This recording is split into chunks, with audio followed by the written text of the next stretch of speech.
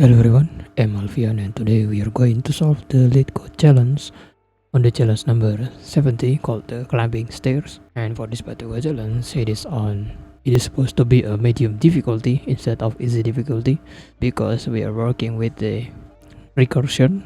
Why recursion? I will explain it to you shortly. And for this particular challenge, it says you are climbing a staircase. It takes n steps to reach to the top, and each time you can either climb 1 or 2 steps. In how many distinct ways can you climb to the top? And for the example, we have the input, which is on the n parameter that has 2 as the number, and then the output is 2. Why is it 2? Is because the explanation, there are 2 ways to climb to the top. So the 2 means that it is about how many ways that possible to reach to the top using either 1 or 2 steps every time we climb the stair. So the first step, which is only takes 1 step at a time, which is 1 step and plus 1 step, it is counted as 1 way. And for the way number 2, or the second way, is about taking 2 steps only once, because the n has the 2 as the number of the staircase, so only takes 2 steps one at a time, and thus makes it also another way to climb the staircase. So we have 2 as the answer of there are 2 ways to climb to the top. So for the example number 2, right here we have the n, which is equals to 3, it's the number of staircase, and the output is also 3. Why? It's because there are 3 ways to climb to the top. And for the possible combinations of ways, we have taking 1 step at a time, like from the example number 1 right here, which is 1 way using 1 step at a time. And then the second one that takes a combination of 2 steps and 1 step only once, and also the opposite of the third way to climb the staircases. The first one, which is taking 1 step at a time and then 2 steps at once, and the next one, which is the 2 step at once and only 1 step just once. So in total, 2 plus 1 equals to 3, and so the same thing with the 1 equals to, that is 3. So in summary, that these answers is considered like how many possibilities of the combination of 1 and 2 steps to reach the output of the n steps. So for this example, we already described the example and the constraints. It takes at least a parameter of 1 inclusive and to the 45, which is the max value of the n parameter right here. So it is possible. From the challenge, we have the function called the climb stairs that takes 1 parameter called the m, and the data type is in a form of number, and the output is also in a form of number. So that is the expected output from this climb stairs function. And for this challenge, we are using TypeScript as our language. If you want to use something else other than TypeScript, then go ahead. I encourage you to do so. And for the hint number 1 right here, we have to reach a certain step. What could have been our previous steps? Think about the step sizes. And we are using the recursive approach because to calculate over the possible combinations, we need to use the recursive approach. So what is recursive? Let's say we need to count the 2 and we need to iterate over the function itself using the climb stairs function call, and check the possibility using both steps. The first one using the 1 step at a time, and that way we got another one as the step, and we count that way as 1. Let's say we have n equals to 2, and the only possibility that we have is only either 1 or taking 2 steps 1 at a time. So let's say if we take only 1, which is the first way, and that way we are using 1 and then plus 1 again, and we got the n equals to 2. And for the next one, which is the second way, which is using the 2, and we only take 1, so it is counted, and both of these are counted as the possible ways to climb stairs. And that way we are going to solve if the climb stair reaches the end of the recursive call.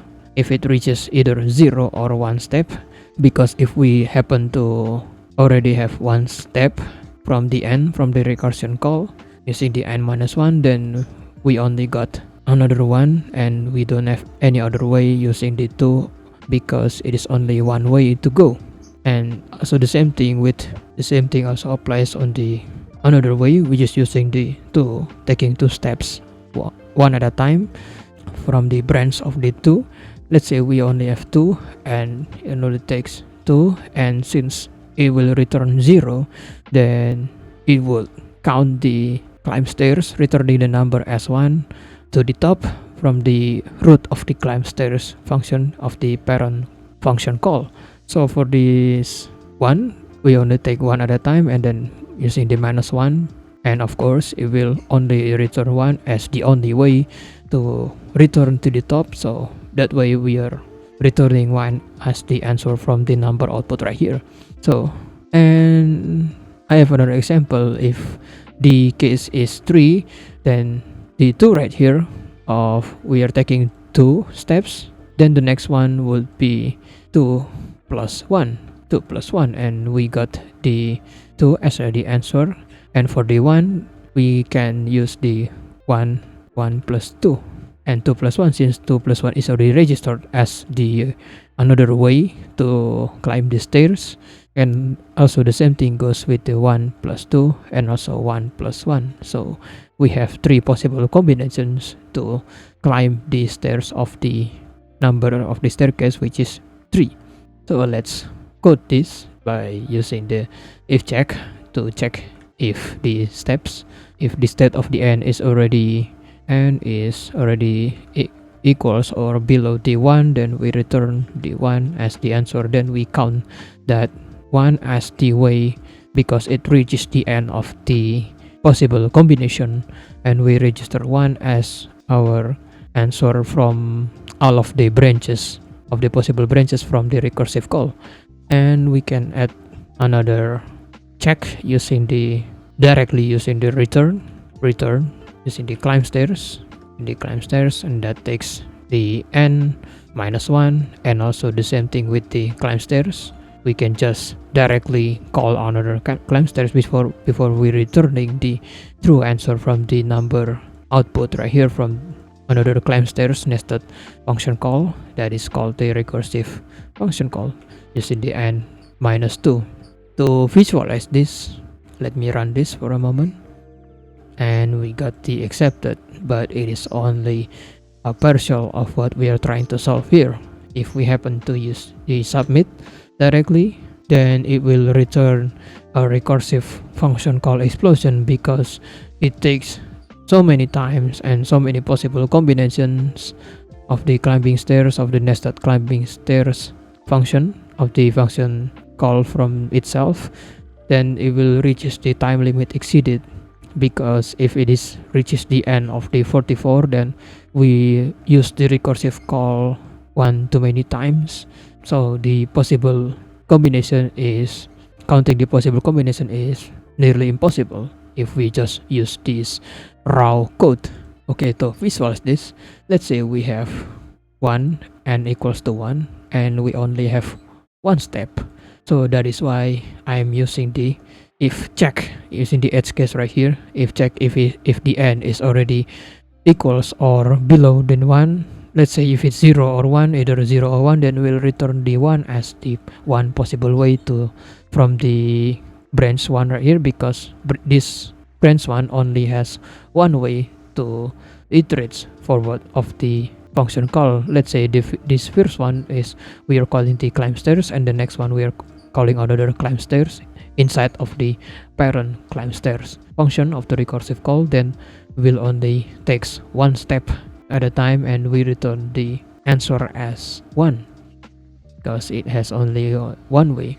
The same thing, this one right here of the step is also applies on this part of the n equals 2. And n equals 2, like I explained earlier, we have two possible moves or two possible ways from the parent, which is the 2 or 3 or more. Then from this one right here, step of 1, we are taking this one, we are using reusing this one, and it is the same pattern as the n equals 1, and it is also applied as the branch of the calculation of the recursive call of the n equals to 2. And the possible ways, which is using the 1 step at a time or 2 steps at a time. So 2 steps will be counted and 1 step will be counted.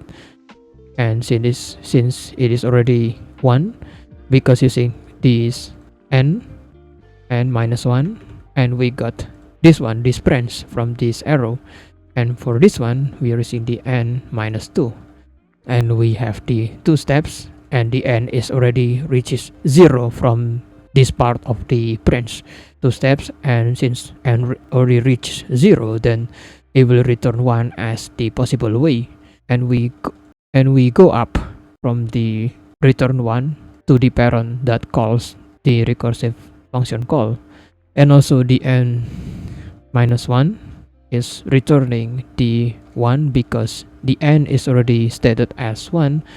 Then we don't have to calculate another 1 step because it has only one way to solve. Then this one returns 1 and this one also returns 1, and we got the answer of 2, not this n, but the answer of the possible branches or possible ways.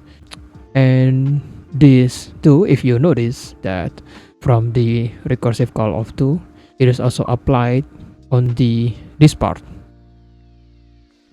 of the branch recursion call.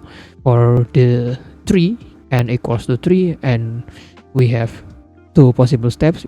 The first one, which is the 1 step, and the second one, which is taking 2 steps one at a time, and this one remains as 1, n equals 1, and this one remains n equals to 2, and n equals to 2 also applies the same thing as this one. And you will notice that these are similar to one another.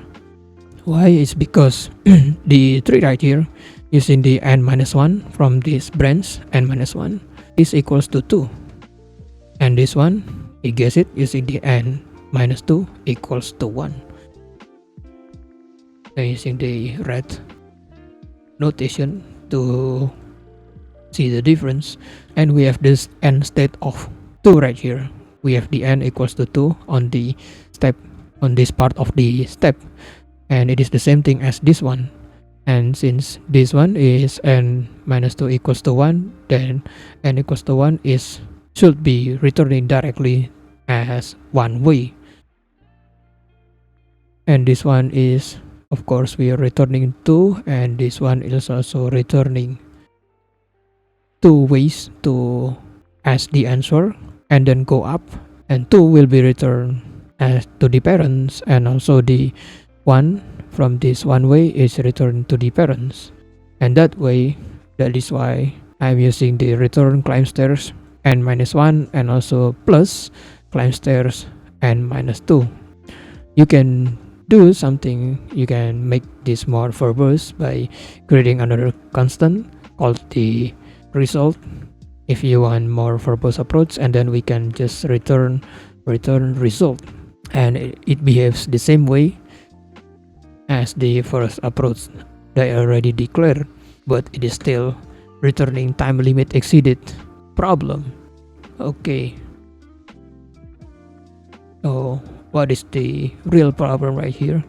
The problem is, if you notice from earlier, it is counting the 2 and calculating the 2 as the answer, and we are returning 2 as the true answer of that n state equals to 2.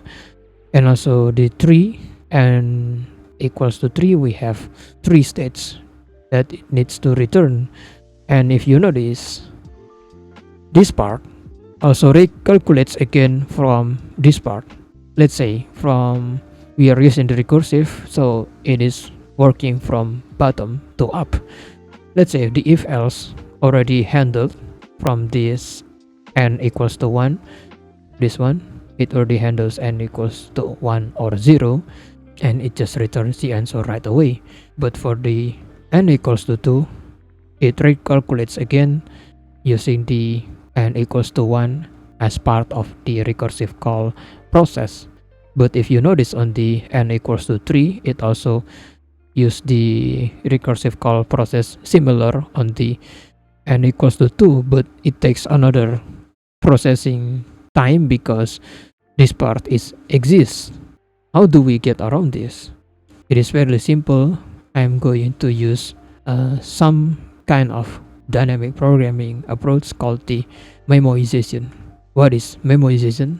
Memoization is a strategy of a code to check if we already use this part of the code, then we don't have to use this part of the process because it is already counted and we already know the real answer of the n equals to 2, and we already memorize the answer as the 2, which is 2 ways to solve if the n is equals to 2.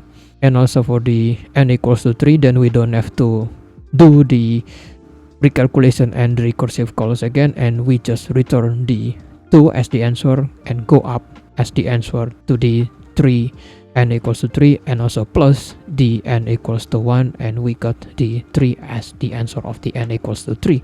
So that is the neat way of using the memoization, and we can just check if it is n equals to 2, since 2 is already calculated right here as the answer of 2. Then we need to just return 2 right away instead of doing all of the recursive call from the branching right here. Let's say we have 2, as we already know that 2 only has 2 steps or 2 ways to solve this. Then we store the 2 ways as the memoization technique, and if it's 3, then we store this in the 3. If it's n equals to 3, then we store it as 3 ways. And it also applies, this memoization will takes effect if the n is equals to 4, 5, or even 6, and then the memoization will triggers if 4 should be registered as one of the memories from the memoization technique right here. So the recursive calls will calculate, like before it really returns to the calculation, it triggers another instance of the function calls. Okay, so let's go back to our code to use this memoization technique. So in other words, memoization is like we are taking note as we traverse over the recursive call of the climbing stairs. So not only calculates the n-1 or the n-2 and returning the number as the answer if it's returned 1, and if it's returned 0, then we take note of the previous iteration of the recursive call. It also applies on the 3 right here, and also applies on the 4, 5, 6, or even 44 that is already reaching the time limit exceeded issue right here. So let's say we already traverse over the n equals to 2, then we only need to memorize or take note of the 2 that only has 2 ways to solve this, and we have the n equals to 3. Then if it reaches the n equals to 2, then it will be handled immediately by this memoization of the one that, in other words, we are only going to take a look of our nodes to see what is already stored in the nodes. Let's say we have the n equals to 2, then we only return 2 ways instead of doing all of the work from the previous one. So let's use the memo to take note. As we recursively calls the client stairs code, we need to declare another parameter called the memo in a form. Since we are using the TypeScript, then we need to store this using the hash map. If you notice, this data type is in a form of hash map or just map in general. Then we need to declare the type as the map that takes the data type. The first one is the number, and the next one is also a number. Why they both have to be the number? Because the key of the 2 right here, of the n equals to 2, it has 2 ways. Then 2 ways is also in a form of integer. Then both of the key and value pair should be a number, and then number, and equals. We need to declare the new has map called the new map using the new map constructor, because it's in this parenthesis, but the output is still remains as the number output. Then we need to somehow handle the edge case to check, or handle this early to check if this part of the n equals to 2 is already handled before. If it is, then we need to just return the data from the node before we even counting if the n is equals to 1 or less than 1. Then yeah, we return 1 as the direct answer and go up to the parent that calls that function itself. Okay, so use an if check. If memo has that n, if it is, then we need to return directly instead of calling the another function calls. We need to return the exact answer using the memo, get the answer, get the n, and the n right here of the get method will fetch the key of the one that we already take note. Let's say the key of 2. Of course, the get will returns the 2 as the answer, and if we get the n, which is equals to 3, then the get method will return the 3 as the answer. Remember, it is this one is key and this one is a value, and that we are working with the using the get method that takes only parameter. The only parameter is of course taking only the key as the parameter, not the value as the parameter. So that is the neat use of the memoization technique. Okay, so for the TypeScript, especially with TypeScript, we need to declare the memo.get method will returns either a value or undefined. Get will return either value or undefined, like v in notation and then single pipe undefined. So that is the get method. It is possible to be v or undefined. Then how do we get around this to be undefined, since we already handled this by the memo.has method? We need to make sure that we tell the TypeScript, hey, it is not undefined, it should be returning a value at all. I already know this and you should handle this as I instruct you to do so. Then we need to eliminate the undefined from the possible get method output using the not null assertion, and that way we are returning only the v as the value instead of the possible value of the undefined, and that way we are returning the value as the return statement right here. Let's say if you don't want to use the not null assertion, we can use as number to explicitly declares that this memo get method will return as number or not undefined at all, and they both serves the same thing, because TypeScript doesn't always guarantee that value is returning value immediately, because the value is returning either a value or undefined.